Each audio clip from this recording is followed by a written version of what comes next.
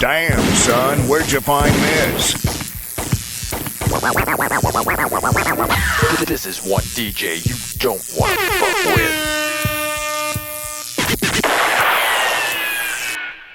Yo, what up, world? Y'all already know what's poppin'. Uh-oh, look at that, drop the phone. Hey, but look here, this is the movement, man, breaking records, starting bigger rankings, DJ Tow Cars, Mayor of the Street, Kingpin, DJ Plug, and DJ on me. And of course myself, you know what I mean? You know, me and Boy and Matt, brought you some real gang right here, you did.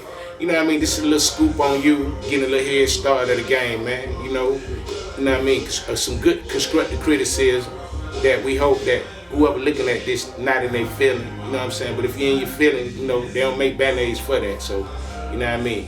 Hey, enjoy the movie, you did. That's what we do, man. Oh, I forgot. New radio station, man. Hey, man, look here, man. Get that out pimping, man. You feel what I'm saying, man? Holla at us, man. Get in rotation, man. We do it, man. Ain't nobody bigger than us, man. 678-685-1117. Yeah, we out. Been a while. Okay. I've been in the DJing game since like 2005. Cool. 26 now. I'm just gonna say 10 plus years, man. Well, I'm on my 28th year now, you know?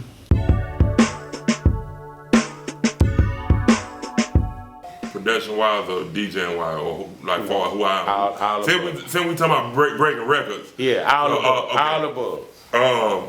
Rich Homie, Rich Kids, Bandit Gang, the whole Bandit Gang, it's a lot. Pretty much the whole new Atlanta, the whole new wave of Atlanta, man. For real. What about yourself, Omiz? Pretty much the whole new Atlanta tour. You know, I definitely started out, when I first got into the clubs, I definitely was playing the fuck out of J Money in LA. So Yeah. you know, Rocco, all that. You know, not saying I have a personal relationship with all the artists I help, but in my way, I definitely press play on a lot of people. So yeah, pretty much most of New Atlanta. Right now, mainly focusing on Big Cuz and Cool America.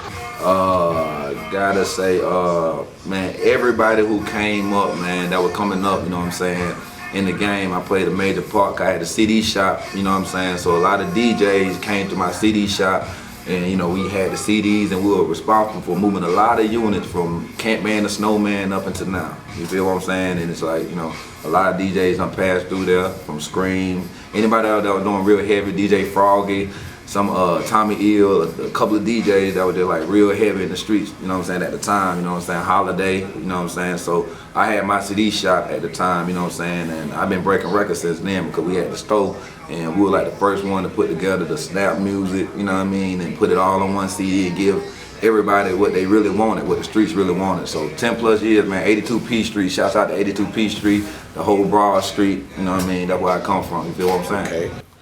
Basically, I came out of South Florida doing this, so, you know, I work with, you know, Poison Clan, JT Money, Poison Clan, Trick Daddy.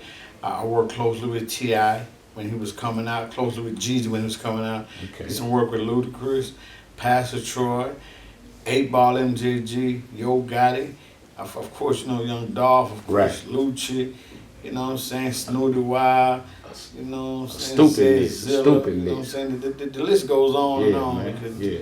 it was my job. It's still my job.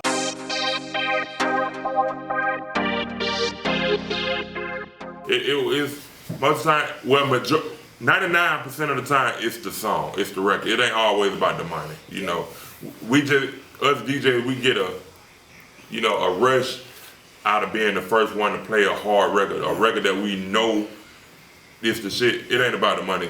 We know how to get money, so we ain't really trying to, you know, press the artist for the money. Real DJ. Real DJs. It was about respect, you know what I mean? When Bloody came to me, you know what I'm saying, that was like one of the first artists who really just stood out. And it was, I seen his movement and it was a respect thing, you know. He came up to me and was just like, you know what I'm saying, what he had going on and what he was trying to do, and I seen the movement. So like I said, man, it's not always about the money, it's about the movement. If I fuck with your movement, I'm finna get with your movement. You feel what I'm saying? And Bloody was like one of the first people that actually gave me props on like saying Tow Cars is the one that broke me, and you know, free my nigga Bloody Jack. There's not enough money in it. It's never about the money. When money comes into the equation, when you deal with me and my people, it's because we can't walk it there. We have to go further, so we have to jump in the vehicle. So we need to put some gas in it. Cool. But it can never be about the money. It's about the talent. It's about the camaraderie. I believe in Cool America, and because I think pound for pound, bar for bar, because is the best rapper in Atlanta. Man, a lot of people would not believe this, but when I came in the game, you know, I was a hustler, you know. I was getting a couple of dollars. Okay. So this was like your hobby type shit. Right. You know, I get on that mic and I talk that shit, and people had a ball. So if you made money, it was good, but if you didn't, go back and hustle in the morning and get some money. So, Yeah. you know what I'm saying? So if it was about the money, I'd have been quit. Yeah. Because in this business, you know, like Boosie Webb, when Boosie Webb came out, man, they were like my sons. Mm-hmm. You know, I had Boosie when Boosie was $1,500. Boosie getting $100,000. I had Boosie when Boosie was $500. Wow. You know, helping them out and getting them where they got it going. I still feel the same way about them. Everybody who I work with, Plies, everybody I work with, man, I still keep a good relationship with everybody. You know what I'm saying?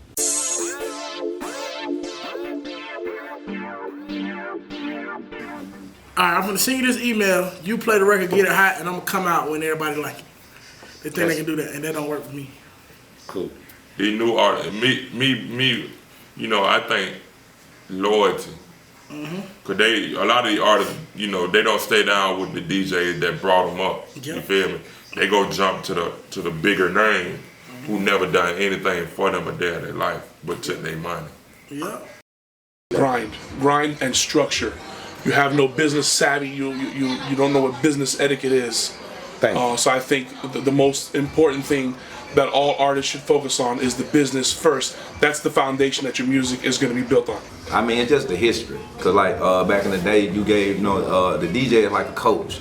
If you can't get along with the coach, you're not gonna play. If you don't play, you're not gonna be in the game. You're not gonna get recruited. So I feel like a lot of artists just need to go back and just respect the DJ. You know what I'm saying? And you know, like me, when I was rapping, I knew what every DJ liked to drink. Even to this day, when I go to a club, I know what they like to drink. You know what I mean? It's common courtesy to buy a DJ a drink or whatnot if he does drink, or just, you know, just show, you know, just say what's up. You know what I mean? You know what I'm saying? Just don't let it be all about, when you go to a club, it's all about you, because the DJ has a job in the family too. Just know that. We don't work for free. Man, I think the new artists nowadays, man, they feel like somebody owe them something. Not all of them. A lot of them feel like you owe them something. Like something is owed to them. And I was telling a friend of mine the other day, like, coming up in the game, when all the crazy shit was going on, you'd be like, them the 80s babies. But then, 1999, like, motherfuckers thought the world was going to end. So, all the kids that was born in 2000, them the bad motherfuckers now. You know, they know everything, you know what I'm saying? A lot of them, you can't tell them nothing. This music game is 90% politics and 10% talent. Some people say 90% business and 10% talent. I said 90% politics. Yep. Because if you can understand the politics of hip hop, nigga, you a superstar, nigga. Yes, sir. If you have a little bit of talent, but you understand the politics of hip hop. Because you could never explain to people how this guy get from point A to point B that fast. Then you can't explain to people how did this guy ain't got nowhere in so long, but he's better. It's the politics. You can't. It's hard for you to just grasp it and tell a person this is how it works. Because if we all knew how it worked, we put on who need to be put on and who couldn't be put on. We tell them straight up you can't get on. You feel me? Right. So I feel like the politics of hip hop. You learn the politics of hip hop, nigga, you in.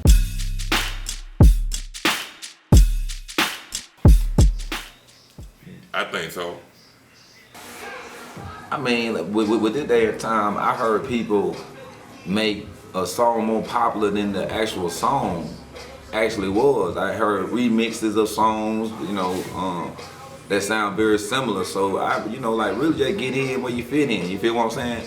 And basically, you know what I'm saying, just be, you know what I'm saying, it, like the way the game going now, you can do pretty much anything. You feel what I'm saying? So basically, your answer is like, do it. It's a yay, more of a yay than it is a no. I seen it happen, so it can be done. I couldn't. If I would have said no, I would have been wrong. So I done seen it happen, where you know people get the game off other people's beats or whatnot. in 2016, moving forward, you have no option but to give the music away. Unless it's available for sale, nobody's gonna buy it. So you run the, it's that double-edged sword. If you don't put it up for sale, you won't be able to get the streams. Streams are free. Right. So you have to have your business in play. It's got nothing to do with giving it away. It's got nothing to do with selling it. It's how you give it away and if it's for sale that matters. I'll be honest with you. The way the music business is now, I think it's fair that they did it because most of them that did it get shows up to 50 grand a show. Remember, Drake was getting 80 grand before he dropped an album. You know what I'm saying? Dolph was getting I didn't think Dolph dropped an album yet, he's getting $22,000. Luke hadn't dropped an album yet, he's booking Tallahassee for $20,000. So it's hard to really say don't do it, because if it's working, it might not work for everybody, but it's working for the majority. Right. And then the hip hop is so glamorous until nigga, you want a piece of that shit they got. Right. So it's hard for you not to do it. And if you're gonna change the trend, you gotta be a billionaire.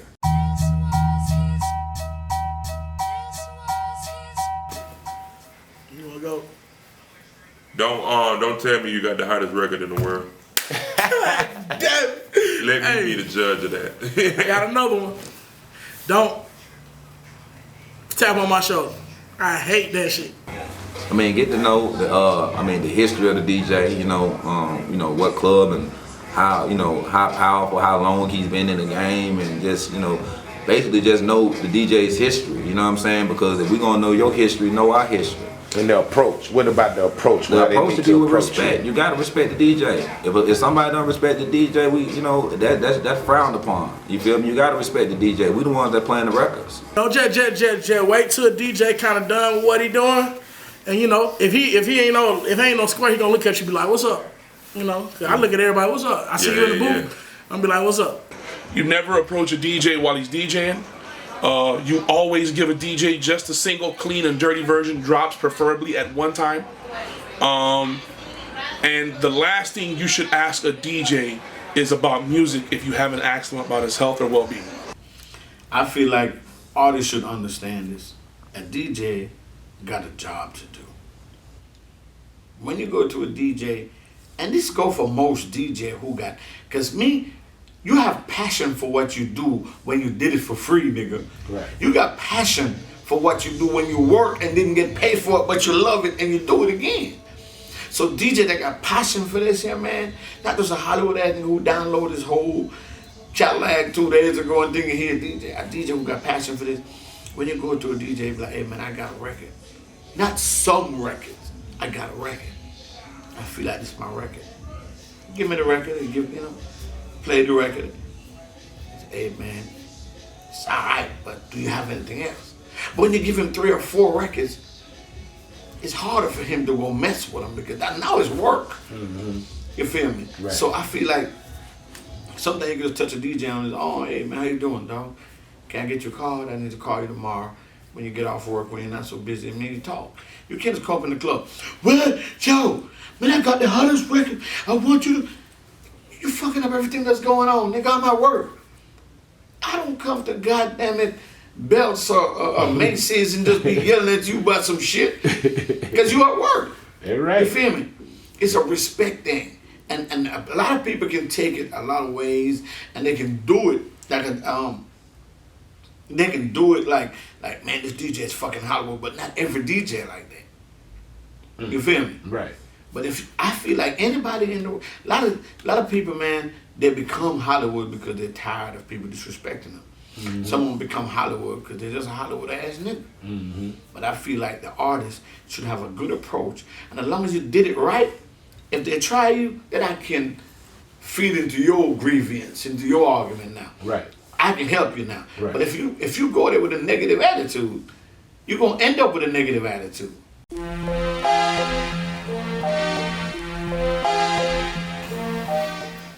Okay. All right.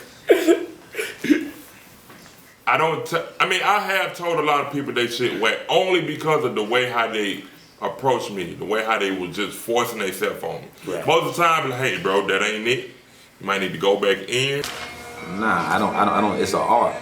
You know what I mean? So I never tell somebody that music, what I'm saying, isn't what's happening. I give them advice on it, especially if I'm in a certain location, a certain club, and I be like, hey, we jamming to this tempo over here, we dabbing over here like this, what I'm saying, and you come with an R&B record that's slow. Come on, let's just keep it gutter. I like, do you tell him, I know you may not tell him his music wet, cause you don't want to hurt his feelings, I know you, but right. would you play it, or if he give you a check, would you still play it? No, you it? can't buy me. That's what I'm trying to say, you can't buy me. No. No, you can't buy me, man. Ain't no hoe, man. I break record and hoe, man. The real deal, man, the street, how it goes now. Say something, man. God damn. Wow. That's a very hard one. I'm gonna be honest with you. If a DJ give you a check to play a record, and the record is whack, you might play it early. I don't think no matter how desperate you usually want to take a chance and play it while the club is jumping. Right. The thing about it, dog, that I found out about this whole thing is when a person have a whack record, just listen to whatever you can do to help them make that record better. Mm-hmm. Even if you gotta let them go re-record it. Mm-hmm. You speak to them and be like, hey man, this is what you need to do. Even though the money, cause sometimes you gotta understand, man. Sometimes some DJ in some debts, man. Like your light finna be cut off. Right. You know what I'm saying? You can't compromise how you feel when a person's life finna be off. Dog, whenever you can't pay the bills at home, you are nothing to your spouse. You are a fucking bum. And as a DJ, I hate to say this, but a lot of DJs probably would play that record because they need the money. Mm-hmm. Some of them just do it because they love money. It's a hard question, boss. Right. But I've been put in position before where I redo a whole mixtape for a guy, had it re-recorded and didn't make nothing off of it because his energy for making it was so good. His values, everything about him was so cool till I helped him make a good mixtape. Mm-hmm. I don't know if he ever made it. I mean, I didn't keep up with him, but I helped him produce a good mixtape. I got him some beats from Sticker Bush, and Sticker Bush recorded him all over, 12 songs all over again. And it was 10 times better. You know what I'm saying? So a question like that, I swear to God, like I would not just play a whack record in the club, but I think Kingpin them said things about me all the time. Him and my manager Al, they said things about me like man, if a person comes to you with good manners, it's like you just help them faster than you help a person with some money. I'm like, that's how I was raised in Jamaica. Right. Manners take you through the world. Right. And when people speak to me with good manners, dog, I swear to God, it's just a part of my heart that cannot say no to this person with good manners. Right. But that that's a hard question, but I know I wouldn't play a whack record. I wouldn't take your money and play a whack record in my set while I'm riding. But if I could play it early and get away with it, cool. Yeah. But one thing about a whack record now, it's another thing I can say now about a whack record now. Okay. You can take money and play a whack record in the strip club because the bitch is finer than the record. Yeah. The bitch is finer than the record. Yes, sir. You know what I'm saying? And sometimes if you put a whack record on and a nigga throw 2-3 bands on a whack record, that record is a hit for that moment. Yes, sir. Especially if you throw in another fine bitch. So that strip club is a little different. Right. In the strip club you have more room to fuck up. Yeah, man. Because the pussy is always the front row. It's the front line. There's not enough money to play bullshit music. At the end of the day, I have to have my Hold on. Answer that one more time. There's not enough money to play bullshit music. Okay. An artist has to understand that there's two types of records. There's a hot record, and there's a record that I have to make hot. If there's a record that I have to make hot, then unfortunately I have to charge for that service because there are certain platforms that we have to utilize, servicing records, DJ record pools, email blasts, mix show spins, mixtape placements, placing up of products. So there's a slew of things that come along with not only packaging and presenting your mixtape, but putting your music or mixtape on a platform to be able to get the results that you want. Okay, the DJs, let me ask you this. Do you feel today's DJs lack the confidence to play an independent artist record? Like say for instance, like much love to Future. Like Future got a lot of music that's just playing in the club. And, you know, do you feel like a DJ, like if the DJ know that this dude got a nice record that I probably can blend a little bit with a hot record to give some, you know what I mean? Do you feel that the new DJ lack that confidence to do that? Yeah, a lot of them lack of that confidence. A lot of them just play what's on the radio, what's hot, just to keep themselves hot, keep themselves looking good. Mm-hmm. Most of the DJs with a name are DJs that take chances. Mm-hmm. DJs that broke records. You knew about Bigger Ranking because I broke indie artists. Right. I was breaking Jeezy when he was indie. I was breaking T.I. when they were indie. You know what I'm saying? Right. Not just when they got big and started playing their records. I Right. was playing Future before he was big. Mm-hmm. But this is what happened to a lot of DJs.